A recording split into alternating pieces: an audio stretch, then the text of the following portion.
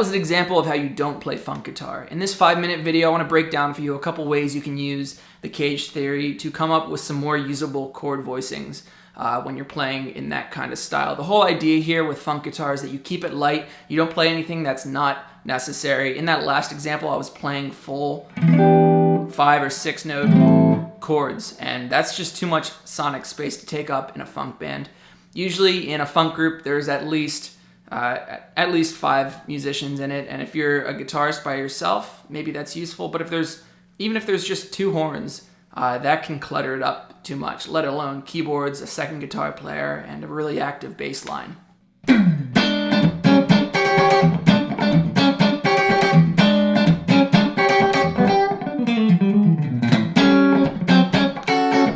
Now what I'm going to talk about is something that I came up with over the course of a couple years spent playing on cruise ships in a house band situation. In one of those groups you get sheet music every night with something different on it, and a lot of the times the guitar part is really unexact, so the composer or the arranger can't really write for guitar oftentimes, so they'll just write chord symbols and maybe a vague, like a vague rhythm, but oftentimes you don't even get that.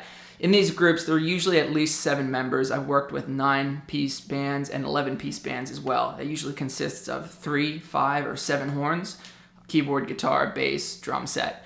And in these types of situations, what you got to do is slim down your thick 5-note chord voicing that you're comfortable with and just take the essential notes out of it. Now, your role as a guitarist in a funk band is more so along the lines of a percussionist. You are playing a pitched percussion instrument. You're a motor, and you've got this rhythm, and you're driving along with the drum set to create that funky kind of sound. Now, what we don't want to do is play that full 5-note chord like I talked about earlier. Instead, let's take a look at the E minor 7 chord. The picture you see on the screen is from my caged ebook, my Cage Theory ebook. It's a free download. You can check it out, a link in the description if you want that. And this is basically going to outline all of the chord tones that we have available to us in this position. We're just picking out a couple of those, what's comfortable. Everyone knows this chord shape. And what we need to do to slim this down is get rid of the stuff that doesn't really provide any information. First off, the bass player is going to be playing the root, so right off, we don't need to be playing the root. In an E minor 7 chord, your root is obviously E, so we're going to get rid of that. We're left with the bottom 4 strings, B, D, G, and B. So that's the 5th, 7th, 3rd, and the 5th. The 5th's redundant. Let's just get rid of the lower one there. So now we've got over an E bass note. So we've got 3 notes. That's better, but what I think sounds even better is just taking it down to 2 notes. In most chords, the 5th is a note that really doesn't provide any information about the chord, and it really just clutters up the mix when you have too many of the 5th in any given section. So we're going to take our 2nd 5th out of there, and we're left with just the 7th, the minor 7th, and the minor 3rd. So we take this chord and we broke it down into just 7th fret there in the G string, 8th fret on the B string.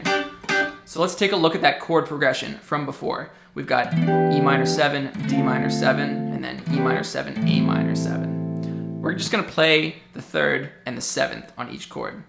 And then for the A minor, it's going to be 5th fret here on the D and G strings.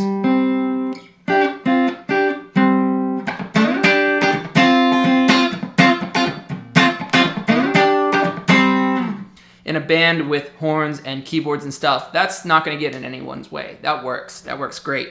You can spice it up a little bit. If we take a look at this chord chart again, we can maybe include some other variations here. Let's just stick with the 3rd and 7th again, and we can just vary between different octaves.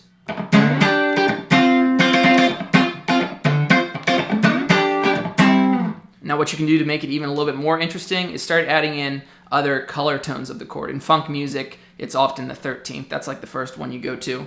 So we'll use that on the D minor chord. 13th is a fancy way of saying the 6th, but an octave up. If you do the math, 6 plus 7, that'll get you 13.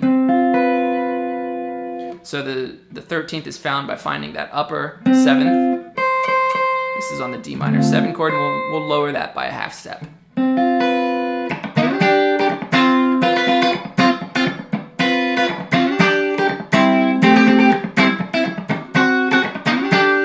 So I hope this video was helpful to you, this little lesson. Let me know if you liked the format, the quick kind of 5-minute breakdown thing. Thinking about doing a lot more of these on my channel. You can pick up that free ebook I mentioned at the link in the description. And if you're looking for one-on-one lessons, that's pretty much all I'm doing right now through Skype, Zoom, FaceTime, WhatsApp, whatever is convenient for you. So you can get in contact with me on my website or just by leaving a comment maybe, and we'll try and figure something out. Thanks for watching. Please share this with a friend if you know someone that would dig it, and hit the subscription button if you're looking for more kind of content like this. I'll see you in the next video.